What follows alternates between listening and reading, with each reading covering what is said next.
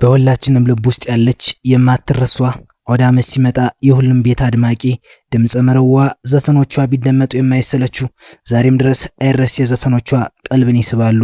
እንደ ጠዋት ፀሐይ ፈክታ እንደገና ጀንበር ድንገት ጥልቅ ያለችው የባህል ሙዚቃ አቀንቃኟ ድምፃዊት ማናለሙሽ ዲቦ በዘመናዊም የሀገር ባህል ሙዚቃዋ በመላው ኢትዮጵያውያን ዘንድ ታዋቂና ተወዳጅ ነበረች።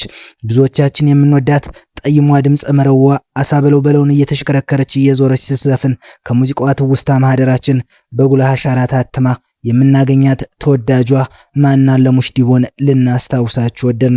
ቻናላችንን ላይክ እና ሼር ሰብስክራይብ በማድረግ እስከ ዝግጅታችን ፍጻሜ አብራችሁን ቆዩም።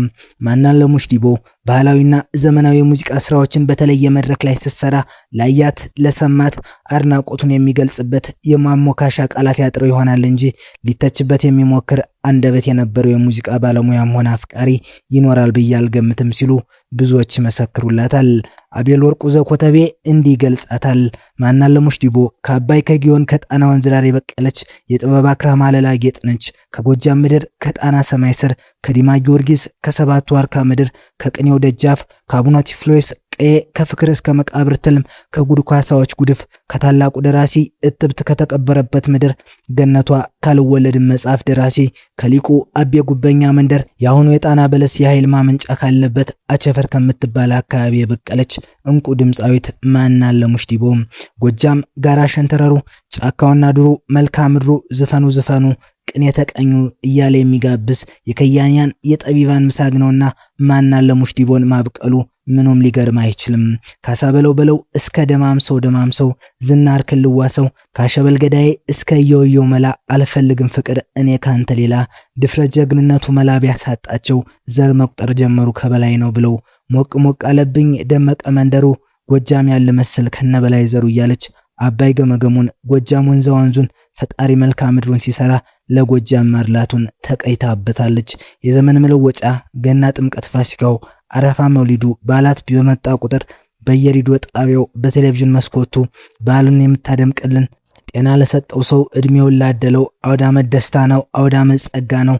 አረ ፈረሰኛ ለአባወራ ብቻ ለፍቅረኛ ስትል ቤቱ ባይሞላውም ዶሮ በጉ ቢጎልም በቂጠመው በጣኑ በጠላው በቡናው በዘፈኗ የምታደምቅልን ማናለሙሽ ዲቦ እንዴት ትረሳለች? ሸጋ ብቻ ቆንጆ ብቻ ብላ ወሎን መልክዓ ምድሩን ውበቱን ደግነቱን ጀግንነቱን በግሩም ዜማና ቅንብሩ የተፈጥሮን ጣምና ለዛ ወረባቦ ግሸን ተንታና መቅደላ እስኪ ለዛ ቆንጆ ስም አውጡለት ሌላ በከመከሙ ላይ ሚዶውን ሰክቶ እዩ ሲንጎራደድ ጀልያውን አንግቶ እያለች ሙዚቃን ሞዝቃት አልፋለች።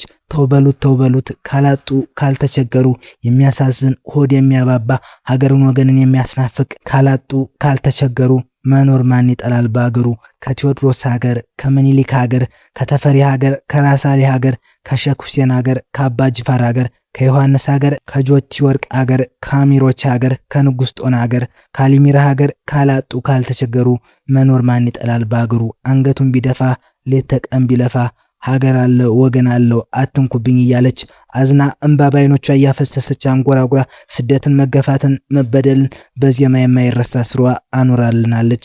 የአውደ ዓመትና የአትንኩብኝ ስራዎች ድምሯ ማንዬ ዛሬ እንዲህ ታክቲኳና ሚዲያውን የሚደምቅበት ስራ ሰርታ ሁሉም ኢትዮጵያውያን እኩል ተስማምቶ የሚወዳትና የሚያደምጥላት ብንል ያን ያህል ማጋነን አይሆንም። ረበጭራሽ ምክንያቱም አውደ ዓመት የተሰኘው ዘፈኗ ሁላችንም አውደ ዓመታችንን ለዓመታት ያደመቅንበት አሁንም እያደመቅንበት ያለ ነው። ሌላኛው አይረሴ ከተባሉ ስራዎቿ መካከል አሳ በለው በለው የተሰኘው ሲሆን እየተሽከረከረች የምታወርደው እስክስታ ደግሞ ሁላችንም ትናንት የሆነ ያህል ትዝ የሚለን ተወዳጅ ትዕይንት ነው። ኢትዮጵያውያን የባህል ሙዚቃን በተለይ በዘጠናዎቹ መጨረሻና 2000 ቤቶች እንደ አዲስ እንዲጎመራ እንዲያብብ የበኩሏን አሻራ ያስቀመጠችልን እንስት ነበረች።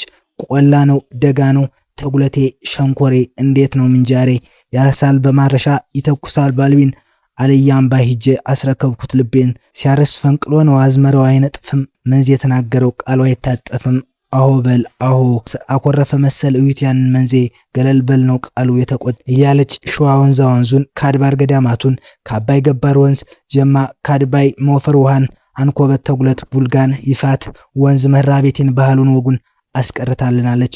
ድምፃዊት ማናለሙሽ ዲቦ ከ1 ዓመት በላይ በአንጀት ካንሰር ህመም በከፍተኛ ሁኔታ ታማ በሀገር ውስጥ ሕክምናዋን ስትከታተል የቆየች ሲሆን በጥቁር አንበሳ የሚገኙ የሕክምና ባለሙያዎች ወደ ውጭ ሀገር ሂዳ ካልታከመች ህይወቷ አስጊ ደረጃ ላይ እንደሆነ ገልጸውላት ነበር። ለውጭ ሀገር ሕክምናዋ የሚውል በቂ ገንዘብ ስላልነበራትና ወጪዋን ሸፍኖ ውጭ ሀገር የሚያሳክማት ሳይገኝላት ብዙ ጊዜ ቆይታ ነበር። ወደ ተኛችበት የጥቁር አንበሳ ሆስፒታል በመሄድ ለመጀመሪያ ጊዜ አርቲስት ቴዎድሮስ ካሳሁን ቴዲ አፍሮ የጠየቃት የ20 ሺህ ብር እርዳታ የሰጣት ሲሆን እሱን ተከትሎ የተለያዩ አርቲስቶች፣ ባለሀብቶችና ድርጅቶች እርዳታ አድርገውላት ነበር። ከነዚህም ውስጥ ድምፃዊ ሸዋንዳኝ ኃይሉና አንዲካቱር ይገኙበታል። ከተለያዩ ወገኖች ለህክምናዋ እርዳታ ያገኘችው 100 ሺህ ብር አካባቢ የነበረ ቢሆንም ለውጭ ሀገር ህክምናዋ በቂ ሳይሆን ቀርቷል። በመጨረሻም ሺህ መሐመድ ሁሴን አላሙዲ ወጪዋን ሸፍኖ ሊያሳክማት ቃል በመግባት ወደ ደቡብ አፍሪካ ለማምራት የበቃች ቢሆንም በደቡብ አፍሪካ እንደደረሰች ግን ህይወቷ ማለፉ የቅርብ ጊዜ ትዝታ ነው። ነፍሷን ይማረው። ያቺ ጠይም እንደ ጠዋት ፀሐይ ፈክታ እንደገና ጀንበር ድንገት ጥልቅ ያለችው የባህል ሙዚቃ ቀንቃኟ ድምፃዊት ማናለሙሽ ዲቦ በዘመናዊም የሀገር ባህል ሙዚቃዋ በመላው ኢትዮጵያውያን ዘንድ ታዋቂና ተወዳጅ ነበረች። ድምፃዊ ማናለሙሽ ዲቦ ሁሌም በልባችን እኖራለች። መደሰታችንን፣ መከፋታችንን፣ አውደ ዓመታችንን በየጊዜው ታስታውሰናለች። የዝግጅታችን ተከታታዮች እናንተስ ስለ ተወዳጇ የባህል ዘፋኝ ምን ትውስታላችሁ? ሐሳብ አስተያየታችሁን አጋሩን። ቻናላችንን ላይክ እና ሼር፣ ሰብስክራይብ በማድረግ ቤተሰብ ይሁኑ። ሰናይ ጊዜ ተመኘን።